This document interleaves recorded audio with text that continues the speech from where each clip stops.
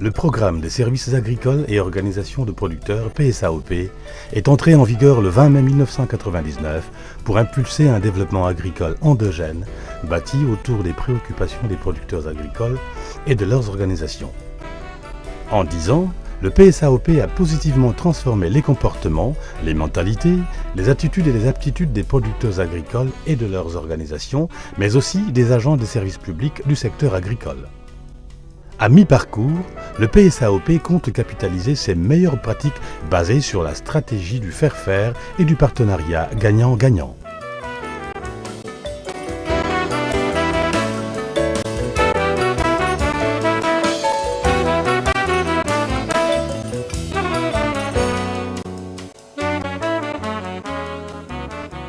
De l'agriculture à la foresterie en passant par l'élevage et la pêche, le PSAOP a ratissé large pour augmenter la production et la productivité agricole, améliorer les revenus des agriculteurs à travers des changements techniques et technologiques innovants, des appuis institutionnels et organisationnels et le renforcement des capacités. En termes d'impact, les enquêtes réalisées par l'investigation Berger de Saint-Louis ont mis en évidence les résultats suivants, à travers notamment 3 indicateurs clés. Par rapport à l'indicateur de satisfaction, 80% des organisations producteurs bénéficiaires du programme sont satisfaits des services rendus notamment par l'ANCAR, à travers le service agricole, sur une valeur cible de 80%. Cela veut dire que de ce point de vue, l'indicateur est atteint. En ce qui concerne l'adoption des innovations également, 62% des membres des OP bénéficiaires ont adopté au moins une technologie et l'ont intégrée dans leur système de production pour une valeur cible attendue de 70%. Ça veut dire là aussi on est très proche donc, de l'objectif. Et en termes de sécurité alimentaire, 62% des ménages bénéficiaires ont déclaré avoir amélioré leur situation alimentaire sur un objectif de 60%. Ça veut dire que de ce point de vue-là également, l'objectif est atteint. L'objectif premier de l'agriculture est de nourrir l'agriculteur. C'est pourquoi, dès sa naissance, le PSAOP a fait sienne les préoccupations du DSRP en matière de sécurité alimentaire et de lutte contre la précarité sociale. Né dans une grande mesure de la volonté des paysans et de l'engagement sans équivoque du gouvernement à placer l'agriculture au cœur de sa stratégie de développement, le programme a inauguré, dès le départ, l'ère de la complémentarité et de la synergie des efforts pour un développement endogène concerté. Nous avons vu dans certaines communautés rurales que des organisations existaient depuis plus d'une dizaine d'années, dans le même terroir mais ne se connaissaient pas. Et donc pouvaient avoir des expériences mutuellement profitables et ne pouvaient pas donc coopérer.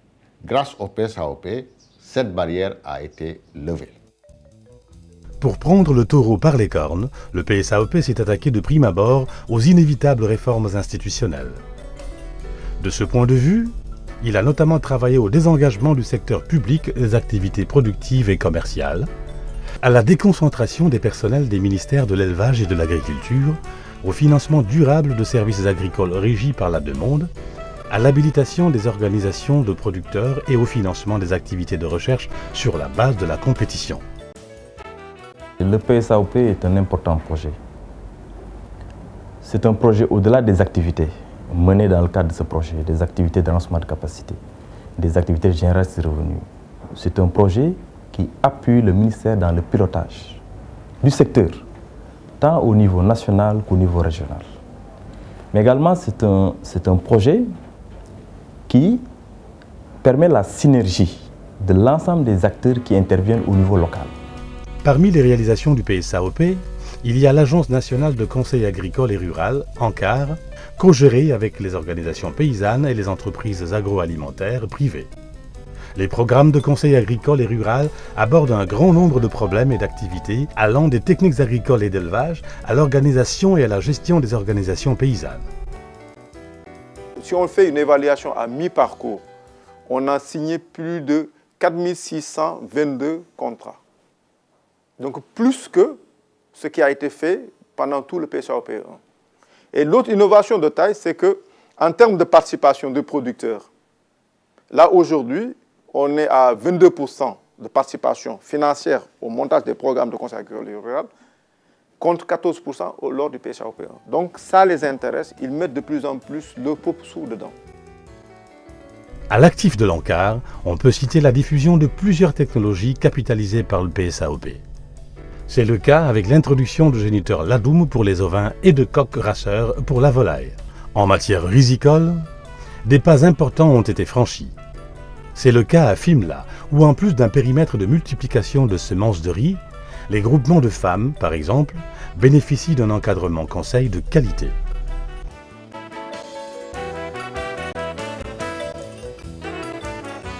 Autre réalisation majeure, le PSAOP a pris en charge la création du Fonds national de recherche agricole et agroalimentaire, FNRA, qui a un statut d'association d'utilité publique. En séparant le financement de la recherche de son exécution, le FNRA a amélioré la transparence de l'allocation des ressources aux projets de recherche par l'entremise de la compétition. Aujourd'hui, le fonds a une mission principale qui consiste à assurer les conditions d'exercice d'un partenariat. Un partenariat qui va décloisonner les institutions et qui va favoriser l'émergence d'équipes performantes, bâties sur la base des avantages comparatifs des différents acteurs. C'est un fonds également qui va travailler sur la base d'un partenariat qui va impulser justement la synergie entre les expertises et les compétences régionales, nationales et internationales autour de projets structurants. Le PSAOP a également contribué au renforcement des capacités scientifiques et de gestion et à la compétitivité de deux grands instituts de recherche, à savoir l'Institut de technologie alimentaire ITA et l'Institut sénégalais de recherches agricoles ISRA. L'ITA et l'ISRA ont bénéficié de la réhabilitation de leurs infrastructures physiques, du renforcement des équipements et moyens logistiques, de la réalisation d'études, de l'élaboration et de l'exécution d'un plan de formation et de la mise en place d'un système de veille scientifique. Le PSAOP a mis à la disposition de l'ISRA sur les deux volets que constituent les infrastructures, les équipements, les investissements et la formation, 2 milliards, autour de 2,5 milliards, dont 2 milliards pour les infrastructures, 500 millions pour la formation du personnel. Ici ajoute qu'il y a autour de 100 à 150 millions qui ont été mobilisés pour l'achat de véhicules et de tracteurs nécessaires à la conduite des programmes de recherche sur les différents sites qui sont éparpillés au niveau national. Les crédits alloués à l'ISRA ont permis de travailler sur la reconstitution du capital semencier et de développer plusieurs innovations. C'est le cas des résidus de poissons utilisés comme fertilisant biologique initié à Joal. Donc ça a un impact agronomique dans la mesure où il augmente le rendement, la productivité, un impact environnemental parce que ça permet de lutter contre la pollution et un impact économique parce que c'est un produit qui est très rentable. On s'est rendu compte que si on investit 1 franc dans l'achat des résidus, au bout du compte, on peut gagner 5 francs. Pour cette femme interrogée à Joal, la vente des résidus de poissons rapporte environ 200 000 francs par mois aux membres de son groupement. La demande est si forte que les initiateurs du projet craignent de voir les prix monter au-delà du pouvoir d'achat des petits producteurs. À Niaroy, département de Mour, le vieux Maïdiop a testé avec bonheur les résidus de poissons dans ses champs de mil. Il a multiplié ses rendements par 2. Les résidus de poissons se sont avérés très efficaces dans l'élevage aussi, ainsi que dans l'arboriculture et le maraîchage. Au centre de recherche Moustapha Bassirou Mbaké de Ndiol, à 25 km de Saint-Louis, l'ISRA a également réussi une belle innovation avec la patate douce en synergie avec l'ITA et le FNRA. Les chercheurs sont passés d'une variété unique à 11 variétés aujourd'hui. Non seulement les rendements ont augmenté, mais les cycles ont été raccourcis et désormais, il est possible de cultiver de la patate douce pendant toute l'année. Au niveau de l'ITA, des pas importants ont été franchis dans la transformation et la valorisation des produits agricoles. On peut citer entre autres la valorisation du bissap, de l'arachide de bouche et des ressources halieutiques, la fabrication de pain et de pain au lait à base de patates douces ou de manioc, la production de vinaigre à base de bananes ou de mangue, en atténuant les pertes post-récolte, la valorisation des céréales locales par la panification et la production de farines spécifiques. Dans cette chaîne de valeur, la société Agridev, installée à Fatick, se spécialise dans la production de farine de blé et l'utilisation des céréales locales pour les boulangeries. Si je prends simplement un exemple, je reviens un peu sur Kyrène, cette collaboration qu'on a eue en mettant sur le marché le bissap, en Tetra Pak là, que vous avez a fait qu'on est en train de discuter l'installation d'une pépinière agroalimentaire pour, tout comme on l'a fait avec le bissap, le faire avec l'ensemble des fruits que nous avons au niveau du Sénégal. Donc nous sommes dans des discussions avancées. Tout ça grâce à un peu cet appui institutionnel que nous avons eu du PSAOP qui nous permet un peu de nous orienter résolument dans une dynamique de transfert. Le faire-faire est l'une des clés de la réussite du PSAOP. Cela se vérifie sur le terrain à travers plusieurs innovations techniques et technologiques majeures. Pour Ngagne Sylla, éleveur à Diélérou Sylla, dans les environs de Louga, le métissage a permis de faire passer la production de lait de 3 litres par vache et par jour à 15 litres en moyenne. Désormais, Ngagne Sylla gagne 75 000 francs par jour rien qu'en vendant son lait. En plus des produits laitiers, le métissage fait gagner plus de viande et fait économiser du temps et des aliments, car les animaux grandissent et se reproduisent plus vite.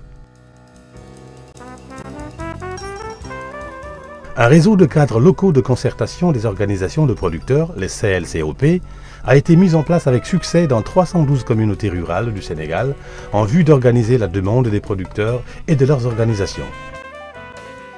Grâce à ce cadre institutionnel, donc le cadre local qui est en place, nous avons aujourd'hui des élus locaux qui ont une autre mentalité, qui ont d'autres attitudes et d'autres comportements. Je crois que le PSAOP a mis en place un dispositif institutionnel, mais en même temps aussi à accompagner la transformation des hommes et des femmes dans leur façon de voir, dans leur façon de faire. Et je crois que c'est ça qui est le plus important.